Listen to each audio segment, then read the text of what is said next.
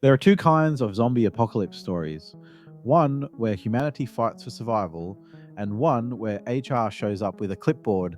Reincarnation Insurance Program is very firmly the second one. In this world, the corruption virus has ended everything. Zombies roam the streets, souls are trapped in decaying bodies, and the afterlife is apparently experiencing higher than expected volumes. So naturally, a corporation steps in. You play as an elite agent for the Reincarnation Insurance Company. Your job is not to save the world, it's to process it, exorcise zombies, free trapped souls, and send them back into the reincarnation cycle, all while meeting KPIs, earning contribution points, and climbing the corporate ladder of the apocalypse. And honestly, that framing immediately won me over. At its core, R.I.P is a roguelite horde shooter, a bullet heaven game, but it very clearly wants to be more than just survive the timer and explode the screen. You drop into ruined urban environments, complete objectives, fight escalating waves of zombies, and extract with whatever progress you've earned. If you die, and you will, you return to base with contribution points to invest in permanent upgrades.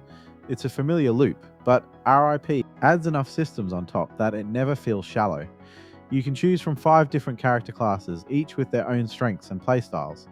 On top of that, there are hundreds of upgradable skills, an absurd amount of weapons, and a gear system that borrows heavily from looter shooters and ARPGs. This is not a game where you just grab whatever upgrade flashes on screen and hope for the best. This is a game that wants you to think about builds, even while 100 zombies are trying to turn you into paperwork.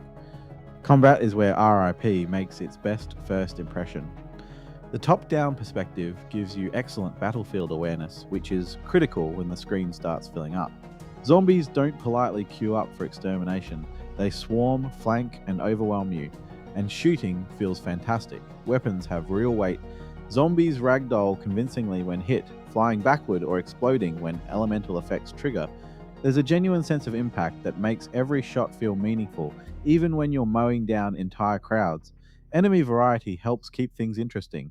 You're not just fighting slow walkers, there are fast mutations, tanky enemies, elemental variants, and threats designed specifically to punish you for standing still too long. The game constantly pushes you to move, reposition, and adapt, because if you don't, the insurance company will absolutely replace you. The looter shooter side of R.I.P is surprisingly deep. Weapons range from rapid fire SMGs and tactical shotguns to experimental rocket launchers that feel like OSHA violations waiting to happen. Each weapon type handles differently, encouraging you to experiment rather than lock into one solution forever.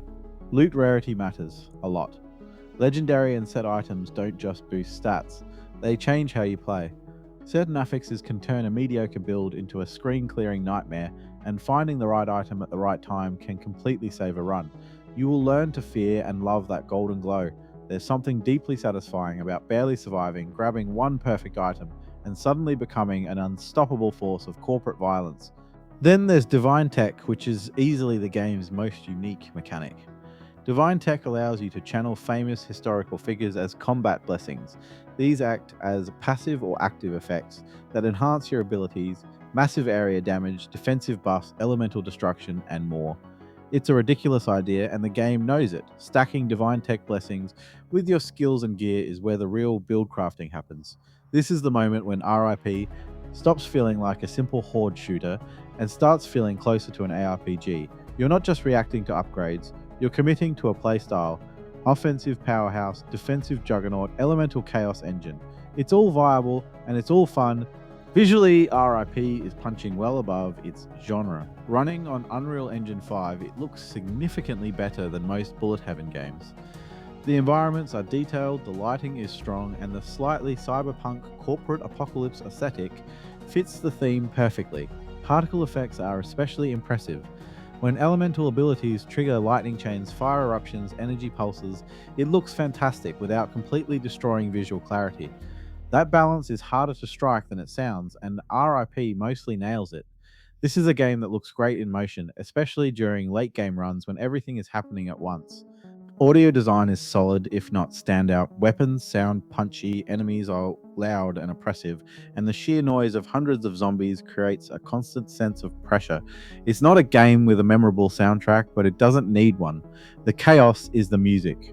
Recent updates have added more monster and skill sound effects, which suggests the audio side is still being polished.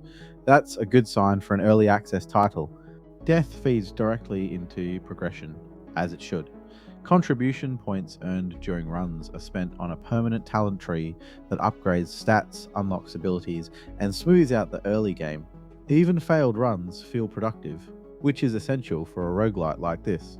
For players who love optimization, the gear grind provides serious long term hooks. Chasing specific legendaries, rolling ideal affixes, and completing set bonuses can easily eat dozens of hours. If you enjoy tweaking builds until numbers get silly, R.I.P will absolutely accommodate you. What really impressed me about Reincarnation Insurance Program is how confidently it positions itself as an evolution of the bullet heaven genre. It keeps the accessibility and chaos that made games like Vampire Survivors popular, but layers in real build depth, loot obsession, and long term progression. It feels like a bridge between horde survival games and full blown ARPGs. Is it perfect? No. Balance will need tuning. Content variety will matter over time. And as with any early access game, its future depends on how well the developers support it. But the foundation here is strong and, more importantly, interesting. Reincarnation Insurance Program is stylish, mechanically satisfying, and built around a theme that's both darkly funny and disturbingly believable. If you're a Bullet Heaven veteran looking for more depth, or a Diablo fan curious about top down survival chaos, this is absolutely worth your attention. Just remember, this is a corporate apocalypse. Meet your KPIs, process those souls, and try not to die before your performance review. R.I.P. Reincarnation Insurance Program gets an 8 out of 10. If you enjoyed this review, leave a like and subscribe for more gaming reviews. See you next time.